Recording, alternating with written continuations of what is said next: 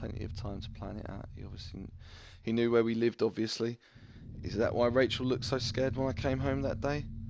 What had happened to me? Did Norman knock me out or something? I think we're creating a lie for ourselves right here now. I don't know what to think. I just wanted to put this whole mess behind me. From now on, I'd have no one to get angry with me for stupid things like buying TV. Yes, I think you're lying to yourself. I think you killed Rachel.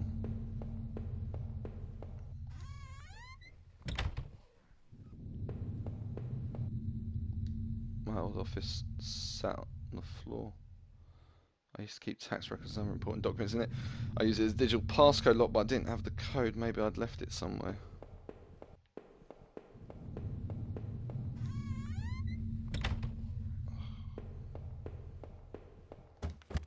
Getting really lost in this place now.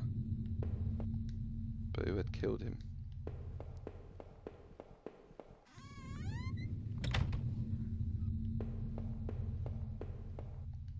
Laptop was dead, but I found some notes and loose paper in the drawer where I found the key. There was a yellow sticky note with an 8-digit code in it. Did I take it for Rush? Code looked like it might be for the safe. What kind of phrase was that? Boom, boom, boom.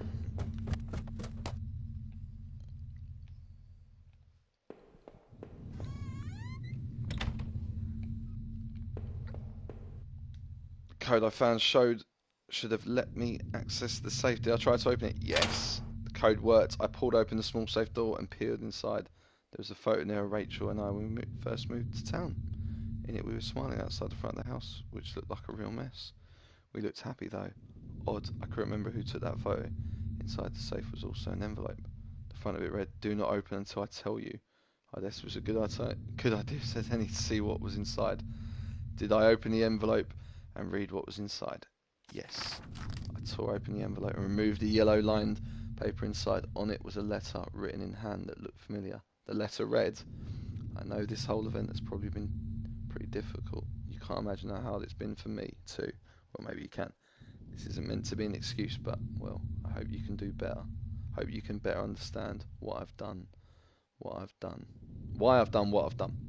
Moving to this town seemed like such a dream. A quiet place to get established, to live out our lives, and to be together. But you know as well as I do that things quickly changed. Your drinking was one thing, but as you grew more distant, as you retreated into that world of yours, well, it was clear you didn't need me as much. In fact, maybe you never needed me at all, but it took all this to make you realise. In the end, though, you may never forgive me for this. You may never forgive yourself, but this is probably for the best.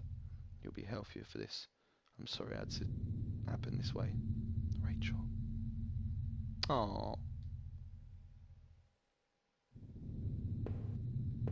Alright, now what do we do?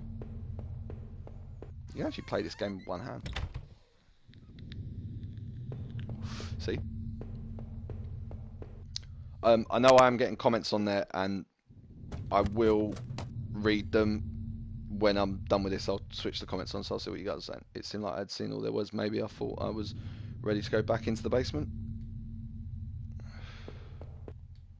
Maybe there wouldn't be anything for me to find, but I'd take a last look. Yeah, let's look in the basements.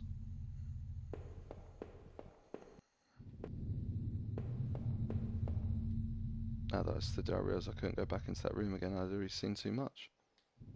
I need to put an end to this situation one way or another. If I was guilty, I could take this to a warm, safe place and do something about it. Did I pick up the knife? Yes. I took the knife and kept it firmly in my hand.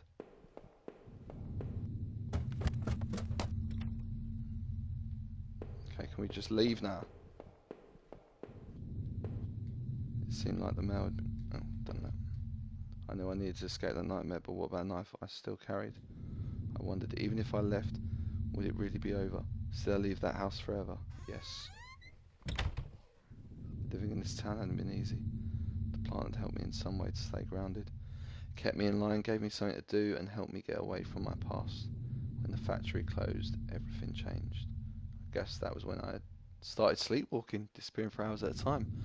I had MRIs and piles of doctor's reports, but nothing seemed to help, not even drinking. I swear I tried to give it up. I know it. Sleepwalking never really went away though. But I know Rachel had tried. I know she had tried to be there for me, even when everything was falling apart. This night was unearthed terrible truths, but I know it was a final act of a long-standing horror I'd been living. Waking up in that house tonight was the final cruelty. I wish I'd remained unconscious in that room forever. I wasn't sure what had happened to the other man I'd found in that house. He seemed to me more a victim, but what was his role in all this? And what was hidden within those sewers I'd found?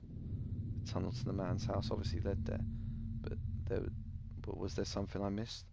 I'd found the contents of my wallet scattered throughout town. Why the hell I'd been out there? Had my sleepwalking gone to some new extreme?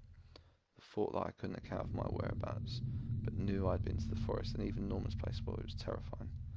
I didn't know what that meant, but at least I'd recovered my things.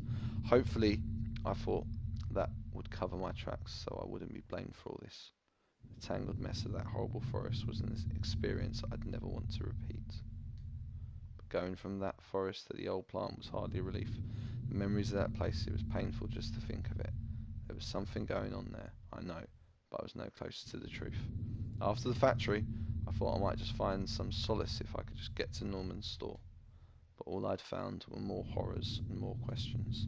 Now that I really consider it, that's when I should have seen it coming. Norman, you were dead, and it was damn hard to feel bad about that. It was clear you and Rachel were more than just friends, but obviously whatever had been going on had gone badly. So why did you kill her? I don't think you did. I think we've lied to ourselves. Did she want out of whatever you two were getting into? Were you responsible for the other murders and those other horrible things that had gone on in that town? I would find no peace, that much was certain. But this way, I didn't have to look you in the eye or sit through some kind of trial and wonder what was going through your head. When I had marched through the rain towards home, I desperately clung to the hope that this would end. And I guess in a way it did. But how could I have known how hopeless it all was? I'd started to feel as I can never do that word. I started to feel as disoriented as when I slept walks. To think of it now. When I entered from the backyard, I knew something was wrong. I could feel it. No sounds, no movement. It was like the entire house had been holding its breath, waiting for me. But Rachel, oh Rachel, no one could have been prepared for that. Norman, I will never forgive you for what you have done. Your death is no comfort. I only wish it could have been me who made you breathe your last. For whatever reasons you had, I could never have fathomed that this would be the end. My Rachel was dead, she was gone, and soon too I would be. As I swung open the door, I stepped out into the air, and I caught the scent of wet grass and fog. Rachel, my beautiful wife. Just the thought of her again, cold and inert, shook me from head to toe. What would I do now? Who could I turn to? It would only be a matter of time before the police got involved, before the neighbours knew. The front lawn was soft and giving beneath my feet, and I couldn't shake the urge that I shouldn't stand there, but rather that I should run.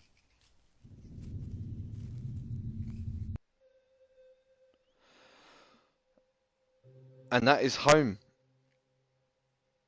or one version of Home. Okay, let's talk about this. It's good. Very atmospheric. You do need to play this in the dark with the headphones on. It is very absorbing. I don't know. I know this is on the iPhone now. You couldn't play this on the iPhone. Home is dedicated to my wife and Nancy. Watch your back. Wow. Yeah. Very effective. You had these couple of jump scares at the start. And now I'm in darkness. You had these couple of jump scares at the start that were really good. And they sort of made effective. And then there was nothing. No more jump scares after that. I mean, there was even that weird woman chatting in my ear. I didn't get any more. That's not to say actually, technically, it's not to say there weren't any more, because from what I understand about this game is that if you do different things, it changes the story. And as you could see at the final at the end, I think I probably could have done more in that house to figure out what was going on in the sewers and whatnot. Um, so yeah, there is a replay value to this. I did enjoy it. Will I play this again? Yeah, I think I'll play this again. I probably won't play it straight away. I'll probably play this again in like a couple of weeks or a month or so. I can't do a playthrough because it's a kind of a nice hour and a half playthrough to do. You know, it's a quite a self-contained little story, and it might be one to get all the trophies with as well. I might be interested in doing that. So yeah, Home. It's April 2015. It's currently for £2 on the PlayStation Store. I recommend picking it up. I think you'd have a really good time with this, and you know, I'm gonna give some feedback in the comments below and let me know, what different stories you guys had throughout this game because I've heard that people have different ones. So yeah, thanks so much for watching, guys, and don't forget to subscribe, and we'll come out with some more videos in the coming weeks. See you later. Bye.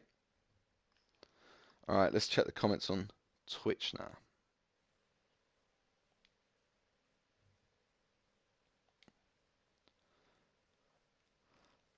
Hello, Tom. Oi, gay boy. Upside down head. Thomas, bloody ignorant. Oi, Thomas. Wow, you get on with your stream really well.